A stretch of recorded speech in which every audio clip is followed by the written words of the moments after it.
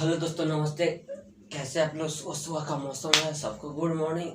मज़ा आया होगा सोने में, क्योंकि सुबह सुबह का मौसम भी आज सोने वाला है। तो चलिए आज हम जानेंगे माय डियर स्टूडेंट। हम पिछले क्लासेस में जाने थे मेरे भाई, वो पिछले क्लासेस में हम जाने थे कि कैसे हम एसएफडी और बीएमडी को ड्रा करते हैं। आज के क्लासेस में हम जानेंगे मेरे दोस्तों कि कैसे हम स्लोप एंड डिफ्रैक्शन को निकालते हैं। आज का जो क्लासेस है मेरे दोस्तों वो स्लोप और डिफ्रैक्शन फाइंड आउट करने का है। तो स्लोप और डिफ्रैक्शन मेरे दोस्तों हम डिटर्मिनेट बीम का जानेंगे, क्योंकि दो तरह के बीम होते हैं, इनडिटर्मिनेट बीम और इनडिटर्मिनेट बीम। सोम में जो भी आप जिस तरह के बीम के बारे में जानते हैं, स्ट्रेंथ ऑफ मटेरियल में जिस तरह के बीम के बारे में जानते हैं मेरे दोस्तों, वह बीम आपका डिटर्मिनेट बीम होता है। और थ्योरी ऑफ स्ट्रक्चर में जिस तरह के बीम के बारे में आप जानेंगे, वह बीम मेरे दोस्तों आपका होता है इनडिटर्मिनेट बीम। बात करते हैं, पहले हम थोड़ा सा जान लेते हैं कि किस टाइप्स के बीम इनडिटर्मिनेट बीम है और किस तरह के बीम डिटर्मिनेट बीम है। तो आप मटेरियल ऑफ साइंस यानी कि मैकेनिक्स में, यानी कि सोम में आप स्ट्रेंथ ऑफ मटेरियल में हम ओनली बीम के बारे में जाने हैं। स्ट्रेंथ ऑफ मटेरियल में एक कैंटिलीवर बीम के बारे में जाने हैं मेरे दोस्तों, और एक हम जाने हैं प्रोप्ड कैंटिलीवर,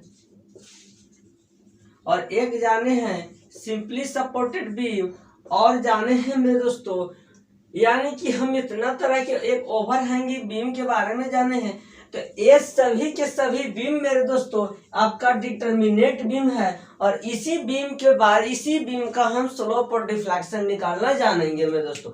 तो मेनली आपको दो ये मेथड याद रखना है कि स्लोप एंड डिफ्लेक्शन किस किस मेथड से हम फाइंड आउट करें, क्योंकि आपके एग्जाम में दोस्तों ये सेटिस्फाई नहीं किया रहता है कि आप स्लोप और डिफ्लेक्शन यह बीम के मेथड से निकालें, इस मेथड से निकालिए। सो आई डोंट जस्टिफाई मेरे दोस्तों, बट हमें ये जानना जरूरी है कि स्लोप एंड डिफ्लेक्शन निकालने के लिए कितने तरह के कितने तरह के मेथड होते हैं। तो क्योंकि आपको ऑब्जेक्टिव में दिए गए 4 ऑप्शन दिए रहेंगे, उसमें आपको डिसाइड करना रहेगा कौन सा मेथड से हम स्लोप डिफ्लेक्शन फाइंड आउट किया ना रहता है।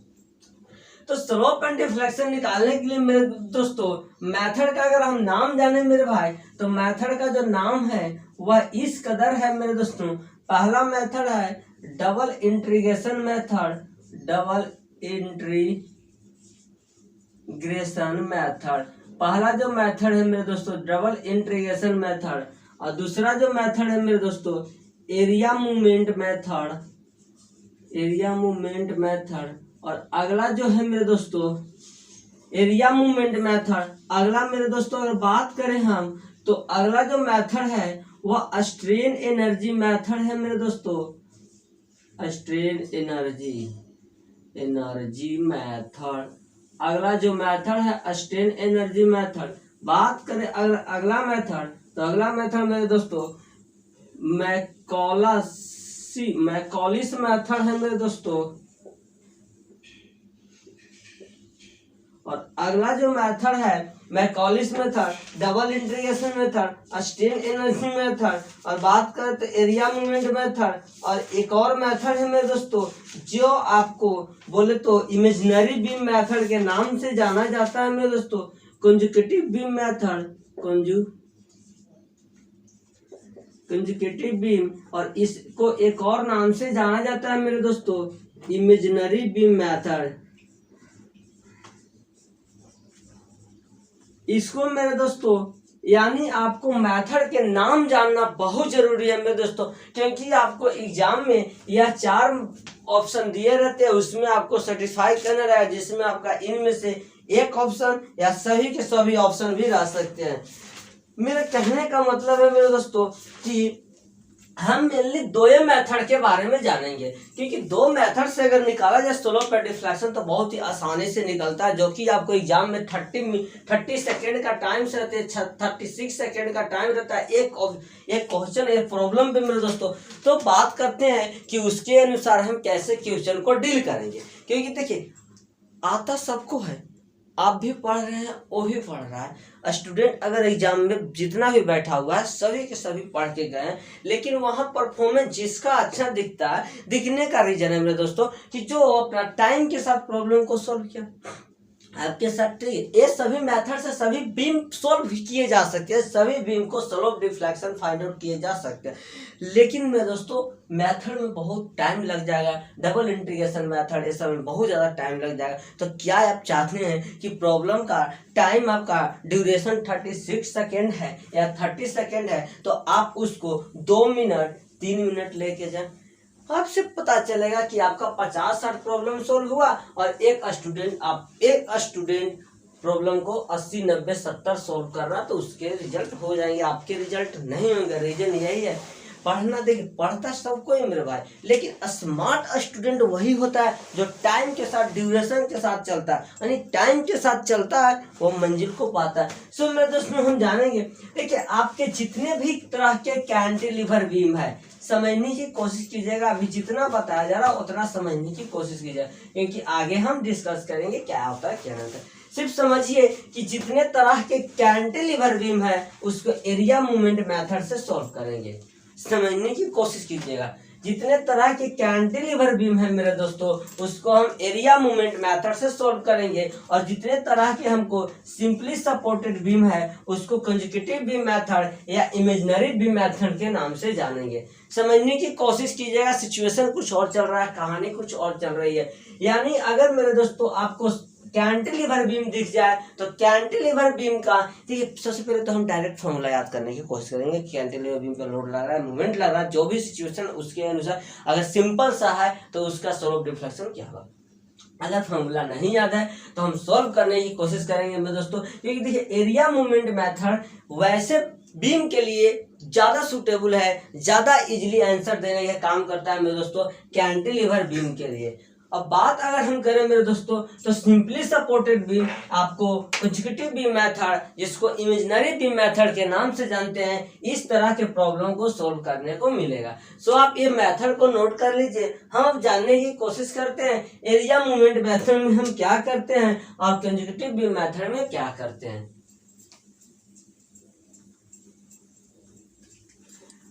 सो हम समझने की कोशिश करते हैं। अब हम जानते हैं एक प्रॉब्लम लेकर, देखिए प्रॉब्लम से पहले हम कुछ समझ लेते हैं। देखिए आपका जो एरिया मूवमेंट मेथड है, जो आपका एरिया मूवमेंट मेथड कहने का मतलब मेरे दोस्तों, इस मेथड में हम क्या करते हैं, यानी एरिया मूवमेंट मेथड में हम क्या करते हैं समझने की कोशिश करते हैं। क्या हो गया इसको,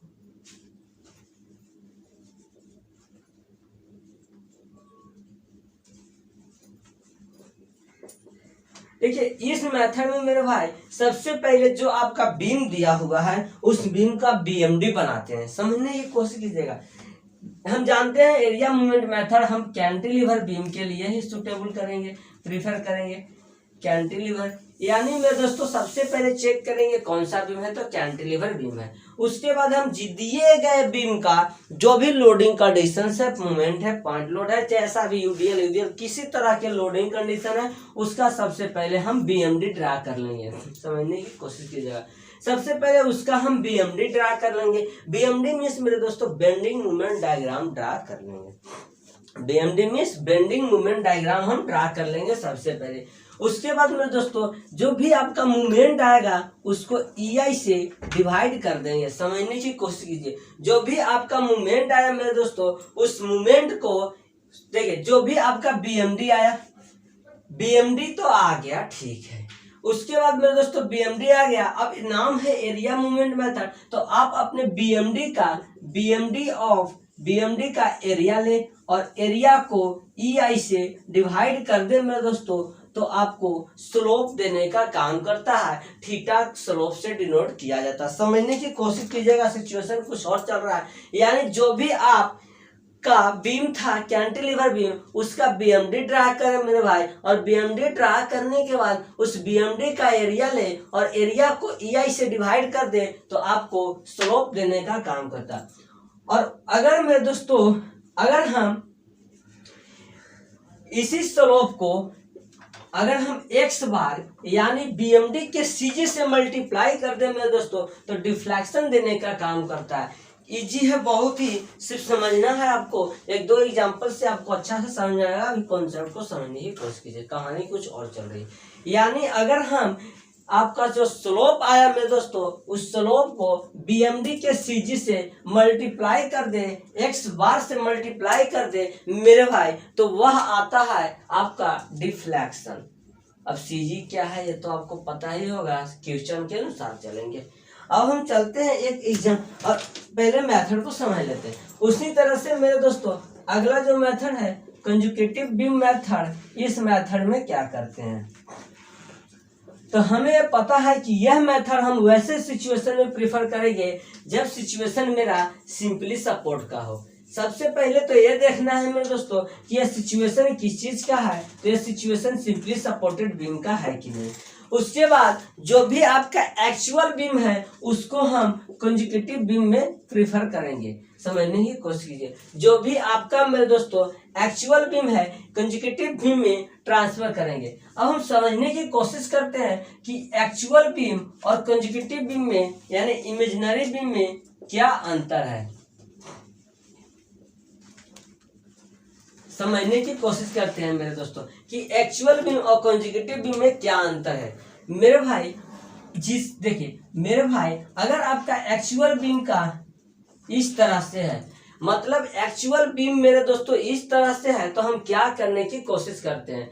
देखिए जब आप भी एक्चुअल बीम को कंजुगेटिव बीम यानी इमेजिनरी बीम में ट्रांसफर करेंगे तो जो भी इंड आपका फिक्स है उसको फ्रीली बनाएंगे, और जो भी फ्रीली है उसको फिक्स बनाने की कोशिश करेंगे। सिचुएशन को समझने की कोशिश कीजिए मेरे दोस्तों, यानी जो आपका जो एक्चुअल बीम है मेरे दोस्तों, उस एक्चुअल बीम का जो भी इंड आपका फिक्स है तो कंजुगेटिव बीम का इंड वो फ्री हो जाएगा और फ्रीली को फिक्स बना देंगे।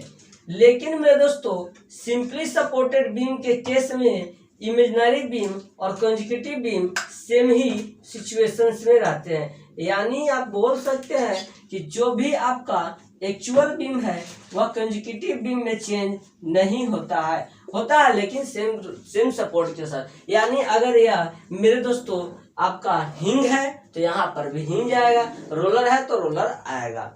अगर मेरे दोस्तों इंटरनल हिंज के साथ साथ आता है, मेरे भाई समझने की कोशिश करो, अगर यह इंटरनल हिंज के साथ साथ आ रहा है मेरे दोस्तों, यह क्या है, यह इंटरनल हिंज है, तो जो भी आपका इमेजिनरी बीम होगा सिंपली सपोर्टेड तो रहेगा ही, क्योंकि यह फिक्स सपोर्ट के साथ आएगा सेम सपोर्ट। लेकिन ये इंटरनल हिंज में दोस्तों या तो यह रोलर में, समझने की कोशिश करो, या तो यह रोलर में या तो यह हिंज में ट्रांसफर हो जाएगा।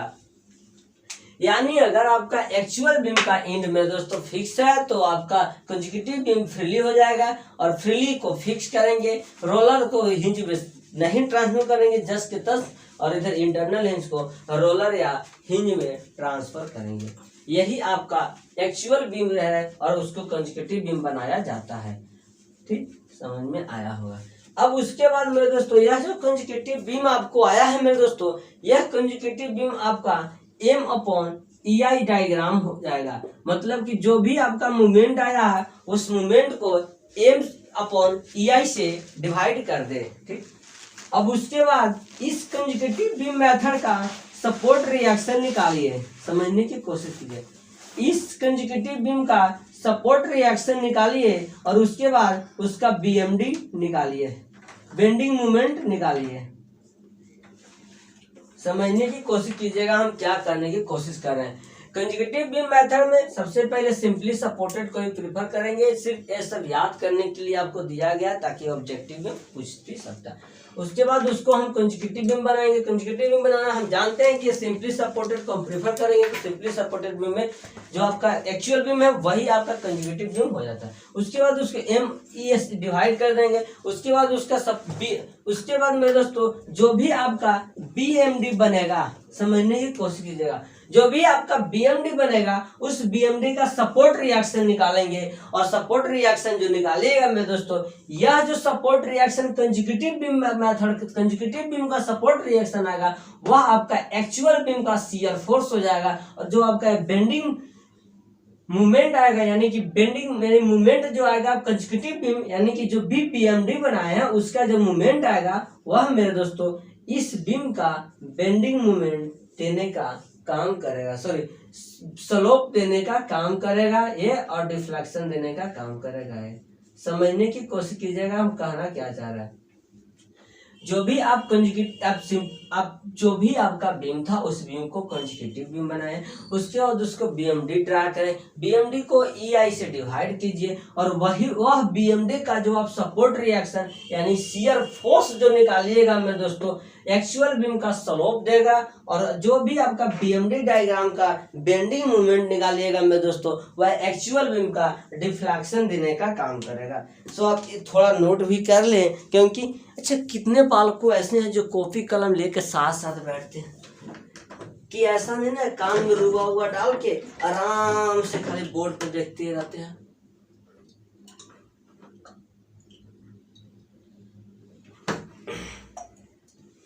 ईमानदारी से बोलना यार कितने स्टूडेंट ऐसे हैं जो ये सब समझने की कोशिश करते हैं।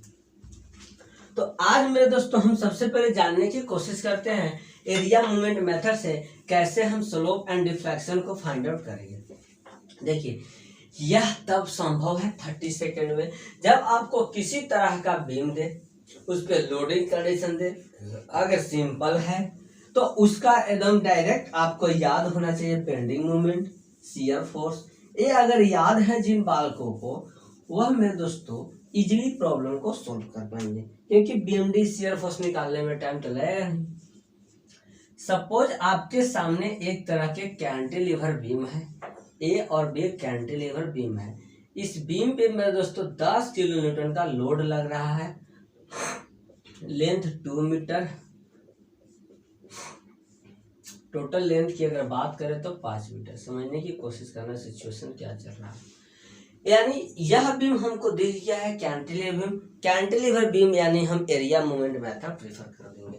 तो एरिया मूवमेंट मेथड के लिए हम सबसे पहले दिए गए बीम का बीएमडी बनाते हैं। सबसे पहले तो बीएमडी बनाने के लिए हम क्या करेंगे तो हम जानते हैं कि किसी भी समझने की कोशिश करो सबसे पहले क्या सिचुएशन होता है। किसी भी बीम पे अगर पॉइंट लोड है मेरे दोस्तों तो उसका एसएफडी 0 डिग्री और बीएमडी आपका 1 डिग्री होता है। यह 0 डिग्री नहीं है यानी पॉइंट लोड के सिचुएशन में SFD shear force diagram 0 degree और बीएमडी 1 डिग्री होता है। यानी जब भी बनेगा है तो ट्रायंगुलर बनेगा या लीनियर बनेगा। हाँ चलिए इसका सपोर्ट रिएक्शन निकालते हैं। तो टोटल लोड 10 का आ रहा है अपवर्ड से तो टोटल यही रजिस्ट करेगा तो यह भी 10 का डाल देगा, मतलब 10 का अपवर्ड डायरेक्शन में लगेंगे मेरे भाई। चलो अब इस सिचुएशन में हम लोडिंग इस पॉइंट से अगर हम बीएमडी निकालने का कोशिश करें बीएमडी ये पॉइंट पर तो मेरे दोस्तों इस पॉइंट पे 0 हो जाएगा क्योंकि इसको परपेंडिकुलर डिस्टेंस नहीं मिल पाएगा। यह लोड 10 किलोमीटर का और डिस्टेंस 2 मीटर का है मेरे दोस्तों, टोटल 20 किलो न्यूटन मूवमेंट आएगा। अब बात करते हैं लोडिंग का डायरेक्शन डाउनवर्ड है तो इसीलिए हॉगिंग किस केस में माइनस में दोस्तों यानी -20 किलो न्यूटन का मूवमेंट जाएगा। तो हम जानते हैं यहाँ तक -20 किलो न्यूटन का मूवमेंट जाएगा। मेरे दोस्तों समझने की कोशिश करना और यह लोड मेरे दोस्तों यहीं तक है तो यह लीनियर यहाँ तक आएगा। अरे यार लीनियर आएगा यहाँ तक, लीनियर आने की कोशिश करेगा मेरे दोस्तों, यहीं तक लीनियर आने की कोशिश करेगा यानी कि 2 मीटर तक यह आएगा और यह 3 मीटर हो गया। अब सिचुएशन को समझने की कोशिश करना मेरे दोस्त। अब हम क्या बताए थे कि अगर हमें स्लोप निकालना है तो जो भी आपका बीएमडी आया है उस बीएमडी का एरिया लेना है। तो बीएमडी मेरा इतना ही आया है मेरे दोस्तों, इतना ही पोर्शन में बीएमडी है तो यह तो साइड है तो एरिया यानी ट्रायंगल का एरिया हाफ गुने बेस गुने हाइट होता है और उसको ईआई से डिवाइड कर देना तो मेरे दोस्तों 2 से 2 कैंसिल और 20 बटा में ईआई आपका स्लोप आ गया।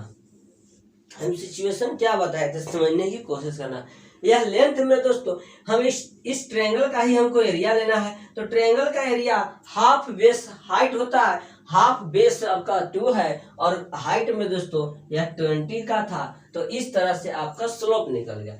और इसके बाद हम बोले थे कि अगर आपको डिफ्लेक्शन निकालना है तो मेरे दोस्तों स्लोप को x बार से मल्टीप्लाई कर दो। स्लोप आपका 20 आया है 20 अपॉन EI, एक्स बार की बात करें तो फ्री इंड पे हमसे डिमांड किया है, यानी हम जो भी फाइंड आउट कर रहे हैं मेरे दोस्तों वह हम फ्री इंड की बात कर रहे हैं। तो इस फ्री इंड पे देखिए, यह जो आप स्लोप निकालिए है इस पॉइंट पर निकालिए या इस पॉइंट पर निकालिए, बात एक ही है। यानी अब हमको डिफ्लेक्शन भी निकालना है मेरे दोस्तों, तो हम यहाँ से यहाँ तक आएंगे, यानी हमको लेना है एक्स बार सी जी। तो यहाँ से यहाँ तक कोई भी डायग्राम नहीं है तो हम 3 मीटर ऐड करेंगे। अब मेरे दोस्तों यहाँ से यहाँ 2 मीटर है, और हम जानते हैं कि जो सी जी होता है वह 0 पॉइंट से ट्रेंगल का 2h/3 पे होता है मेरे दोस्तों, और इधर से h/3 पे होता है। तो यह हो जाएगा 20/EI मेरे दोस्तों, और यह जो आएगा 3, 3, 9 और 9 और 4 मेरे दोस्तों, ये 3, 3, 9 और 4 13/3 आ जाएगा। यानी अगर हम बात करें तो इस पॉइंट पर जो डिफ्लेक्शन आएगा मेरे दोस्तों वह कितना आने की कोशिश करेगा, 13 दूना 26 यानी 260 अपॉन में EI आपका डिफ्लेक्शन आ जाएगा। यानी अगर एक कैंटिलीवर बीम पे 10 किलो न्यूटन का लोड डाला जाए उसका स्लोप मेरे दोस्तों 20/EI आ जाएगा। और बात अगर हम करें मेरे भाई तो डिफ्लेक्शन हो जाएगा 2L/3 CG होता है ट्रायंगल का, तो उसका डिफ्लेक्शन मेरे दोस्तों 260/EI आ जाएगा। अब हम एक और प्रॉब्लम जानने की कोशिश करते हैं। सो मेरे दोस्तों देखिए, अब आप क्या कीजिएगा, आप इस पे एक्सरसाइज कीजिएगा। नेक्स्ट क्लासेस में आपको कंसेक्यूटिव बीम मेथड और इस मेथड पे प्रॉब्लम सॉल्व करा दिए जाएंगे। सो अब आप प्रॉब्लम को सॉल्व करिएगा। So thank you for last watching video.